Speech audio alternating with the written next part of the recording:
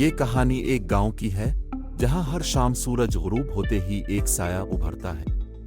لوگ اسے چریل کہتے ہیں، ایک پراسرار عورت جس کی روح جنگل میں بھٹک رہی ہے۔ کہتے ہیں کہ وہ ایک بار مر گئی تھی مگر اس کی تلاش ختم نہیں ہوئی۔ ایک رات 8 سالہ ریحان اپنی دادی کے پاس بیٹھا تھا۔ وہ باہر جنگل سے آنے والی آوازوں سے خوف زدہ تھا۔ اس کی دادی نے اسے سختی سے منع کیا کہ وہ باہر نہ جائے کیونکہ چریل جاگ چکی تھی۔ ریحان کی دل کی دھڑکن تیز ہو گئی۔ وہ جانتا تھا کہ اس کی دادی کی باتوں میں حقیقت ہے۔ رات کو جب ریحان نیند میں بیدار ہوا تو اس نے کھڑکی سے ایک دھندلی پرچھائی دیکھی۔ وہ خوف زدہ ہو گیا اور پوچھا، کون ہے؟ اچانک کھڑکی بجنے لگی اور ایک مدھم آواز سنائی دی، رہا لفن، باہر آؤ۔ اس کی آواز میں ایک عجیب سا جادو تھا جو ریحان کو اپنی طرف کھینچ رہا تھا۔ وہ ڈر کے مارے چھپنے کی کوشش کرتا ہے مگر چریل کی آواز گونجنے لگتی ہے۔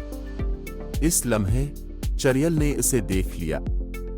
کہتے ہیں کہ جسے وہ ایک بار دیکھ لے اسے لے کر ہی جاتی ہے۔ دروازہ خود بخود کھلتا ہے اور ریحان باہر نکل آتا ہے جیسے کسی طاقت نے اسے مجبور کیا ہو۔ جنگل میں داخل ہوتے ہی ہر طرف خاموشی چھائی ہوئی تھی۔ درختوں کے درمیان دھند تھی اور چریل کی جھلک ہر طرف نظر آ رہی تھی۔ وہ کہتی ہے، میں تمہیں نقصان نہیں پہنچاؤں گی، بس میرے ساتھ آؤ۔ ریحان چلتا جاتا ہے جیسے کسی خواب میں ہو۔ جنگل کے بیچوں بیچ ایک پرانا کنواں تھا۔ چریل کی اصلی شکل سامنے آتی ہے، بکھرے بال، سفید آنکھیں اور چہرہ جلا ہوا۔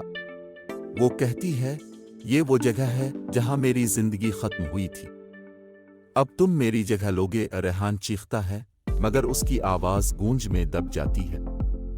اسی وقت ریحان کی دادی جنگل میں پہنچتی ہے، ایک تعویذ لیے ہوئے۔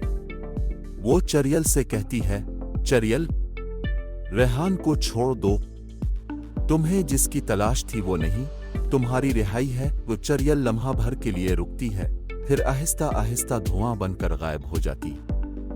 ریحان زمین پر بے ہوش پڑا ہے مگر وہ زندہ ہے۔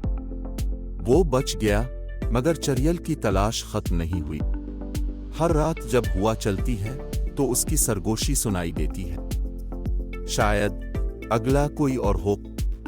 یہ کہانی ہمیں یاد دلاتی ہے کہ خوفناک چیزیں کبھی ختم نہیں ہوتی، وہ ہمیشہ ہمارے آس پاس رہتی ہیں۔